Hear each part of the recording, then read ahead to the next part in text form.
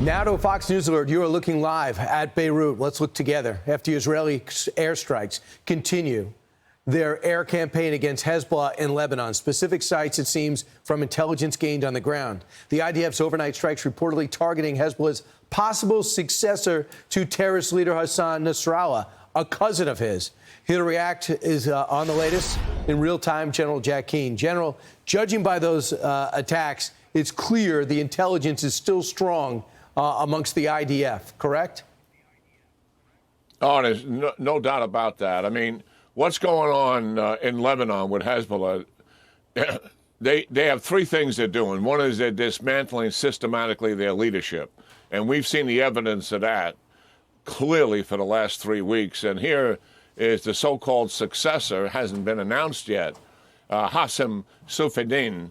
As you said, he's the cousin of Nasrallah. He is a founder of Hezbollah. He goes all the way back to 1982. His son is married to Qasem Soleimani's daughter. He has been embedded in this for years and is very close to Iran and the supreme leader. They're going to keep doing this. They've taken out their senior leaders.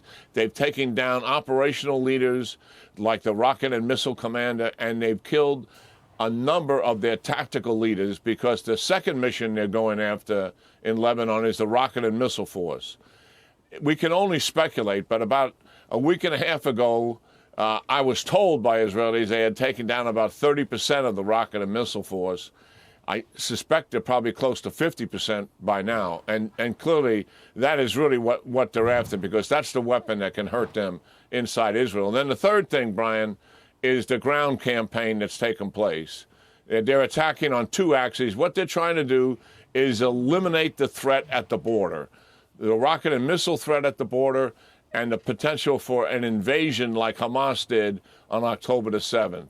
They've got paratroopers, commandos, and armor forces involved in that. They're working on two axes. They've committed a division to it. They've got two other divisions in standby, which will likely get committed. It'll take a number of weeks for them to accomplish this mission.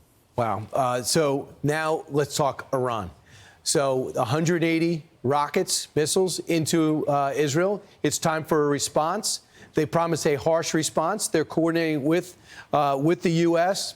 Here is what President Biden recommended when asked. Do you support striking Iran's oil facilities, sir? We're in discussion with that. I think that would be a little, anyway. What are the plans to allow Israel to strike back against Iran? First of all, we don't allow Israel. We advise Israel, and there's nothing going to happen today. We'll talk about that later. I'm just, why? He never talks to the press, but he says, don't hit the nuclear sites. We're considering hit the oil sites, and nothing's happening today. General, what's he thinking? Well, that's outrageous that we talk in a public forum like that, you know, that he's trying to take nuclear attack sites off the table, which obviously gives the Iranians, you know, they can balance, you know, what they're going to defend based on that. And there's still some risk involved because Netanyahu could do it anyway. But why play into the Iranians' hands? But we've seen this before. I mean, the micromanaging their operation in Gaza, who did that help? That helped Hamas. And here we are helping the Iranians. So our audience understands. I believe, and so does the Israelis who I talked to, they certainly believe that Iran is vulnerable. And why is that? And they're somewhat back on their heels. Well, there are two major proxies where they make all their investment are being systematically dismantled. The military effectiveness of Hamas is dramatically reduced. And you can see what's happening in Hezbollah, and we just talked about it. That is a big deal. And what Netanyahu is going for here, he's not going for stop the fighting. He's going for the win. And that, I think, is what he should be pursuing.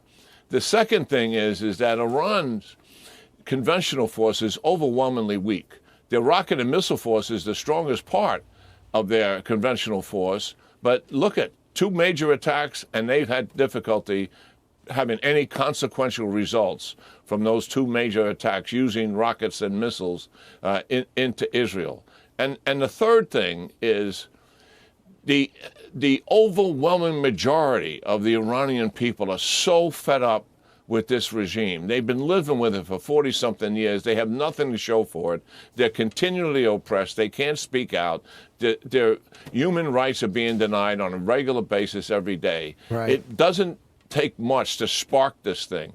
And Netanyahu and his team knows it. I think that's why they want to hurt Iran, make them weaker as a result of it, and create, not overnight, but create a spark and a foundation for an eventual significant civil unrest as a result of it.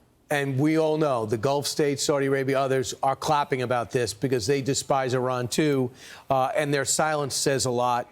Thanks so much, General. This is an historic time thanks to Israel's prowess. This is an opportunity to destroy our enemy too.